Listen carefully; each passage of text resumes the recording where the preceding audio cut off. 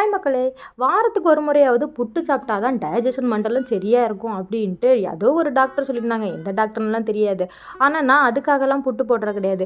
காலையில் என்ன செய்யன்னு தெரியாமல் சரி வாரத்துக்கு ஒரு வாட்டி புட்டு போட்டலான்னு மெனுவில் அதை புகுத்திட்டேன். அன்றைக்கி அப்படி தான் முந்தின நாளே பச்சை பயிரை ஊற போட்டிருந்தேன், புட்டு பண்ணியிருந்தேன்.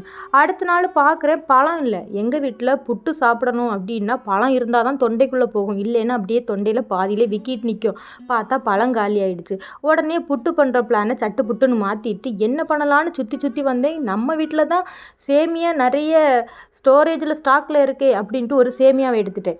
எப்போல்லாம் சூப்பர் மார்க்கெட் போகிறனோ அப்போல்லாம் இந்த பில் போடுற கவுண்டரில் பில்லு போடும்போது அந்த பில் போடுற அண்ணாச்சி என்ன ஒரு பிரமிப்பாகவே பார்ப்பாங்க. என்னன்னு பார்த்தீங்கன்னா, இந்த பொண்ணு மட்டும் அவள் வீட்டுக்காரருக்கு எப்படி வெரைட்டியாக நிறைய செஞ்சு கொடுக்குறா, நம்ம பொண்டாட்டி இருக்காங்களே ஒன்றுமே செஞ்சு தர மாட்டேங்கிறாங்க அப்படின்ட்டு ஒரு ஏக்கத்தோடே பார்க்குற மாதிரி இருக்கும். நம்ம வெரைட்டி என்னென்னு பார்த்தீங்கன்னா, வரகு சேமியா, ராகி சேமியா, திணை சேமியா, கம்பு சேமியா இப்படிதாங்க.